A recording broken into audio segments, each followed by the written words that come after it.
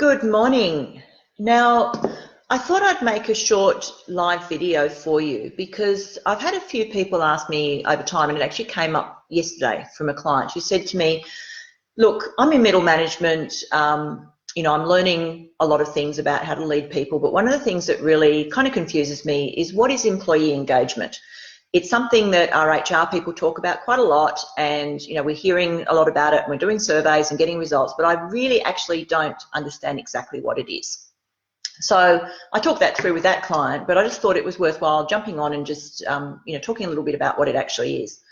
Now, engagement is a term that's been around for a while. Now, employee engagement replaced employee satisfaction probably 10 or 15 years ago now. So prior to that, we measured employee satisfaction, which was really about how happy people are at work. Do they enjoy their job? Do they like showing up to work? Now, satisfaction is one thing, but moving on to employee engagement is really this idea of, is the employee actually really genuinely, truly engaged with the organisation's mission and with their job?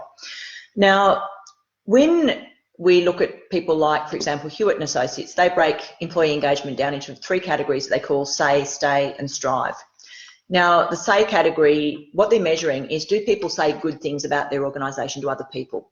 So if you're having a barbecue with your friends and somebody asked you, how's work going, that you would be saying good things about your workplace, that you'd be recommending it to other people. So if a job vacancy came up, you'd have no hesitation in saying to your friends, hey, look, there's a job vacancy at my organisation. You'd love it. I think you should apply. The stay part of it is measuring whether or not people are thinking about leaving the organisation or not. So really it's measuring, and the sort of questions that get asked are things like, are you considering moving jobs in the next 12 months? Would be a good example of that.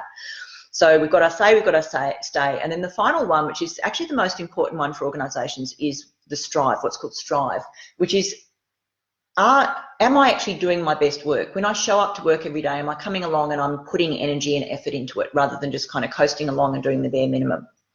Now, that's how it gets measured traditionally by people like Hewitt & Associates, like I said. But what's really going on underneath the surface when you look at it is there's actually two types of employee engagement.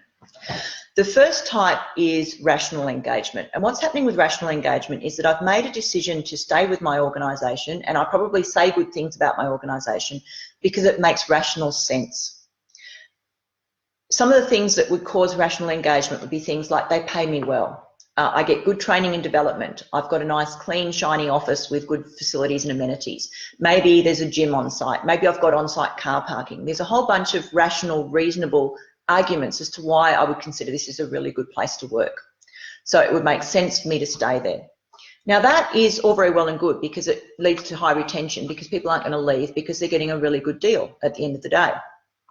But the important bit, and the bit that often gets overlooked, is emotional engagement, which is where the rubber hits the road in terms of getting your bang for your buck as an organisation from employees. Because what emotional engagement is about is that I love what this organisation does. I have a really strong connection to the vision and mission of this organisation. I honestly believe that we're making a difference in the world, and I can see my part in that. I can see that when I show up to work and I do my job, that my job is making a difference. It's helping people maybe.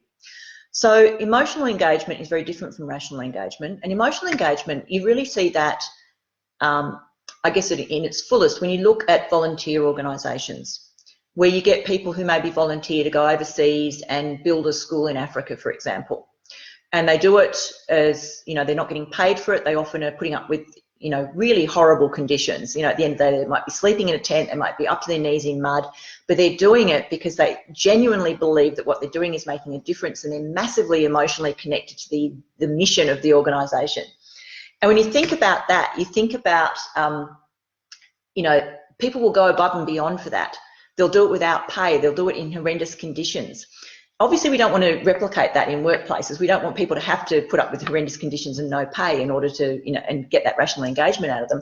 But it's important in organisations to get a really good balance of both, to make sure that you're giving people the rational side of it, the sensible reasons to be with your business, but also that you're engaging them emotionally. So as a leader, one of the best things that you can do for people is connect them to something that's bigger than them, to connect them to something important, to make them feel like they're making a difference. There's a very, very classic old story about NASA from many years ago during the space race. Now, back when the president made the announcement that they were going to put a man on the moon by the end of the decade, that was something that hadn't been done. It was never been done in the history of humanity. It was a huge, huge ask, but it was amazingly inspiring. And the story goes that the president was visiting NASA and he bumped into a janitor in the hallway and he said, "So what do you do?" And the guy said, "I'm helping put a man on the moon." Now that is huge in terms of emotional engagement. He didn't say, "I clean toilets and I mop floors." He said, "What I'm doing is I'm helping put a man on the moon." So that's the power of emotional engagement. The fact that people will go above and beyond, they feel inspired, they feel motivated, they show up to work. Like I said, the emotional engagement is where you really get the value out of employee engagement. You need to get the other stuff. You need to get the rational stuff right. You need to give people what we call hygiene factors, which is decent pay, decent conditions, those kinds of things. But where you really get the connection for people is if you can create emotional engagement. Alrighty, so if you watched the replay, if you can drop a hashtag replay in the comments section so I know that you were here. If you've got any comments, if you've got any stories about engagement, the good, the bad, the ugly, I'd love to hear them. So feel free to also drop those into the comments. Now, I will be posting this video on other media as well. So if you're not seeing this on Facebook, if you want to join the conversation, you come across the Facebook page, Ros Cardinal, it's my business page, and I'll see you over there. All right, have a lovely day, and I hope you enjoy the concept of engagement and look forward to working with your people to do it better for them. All right, see you later.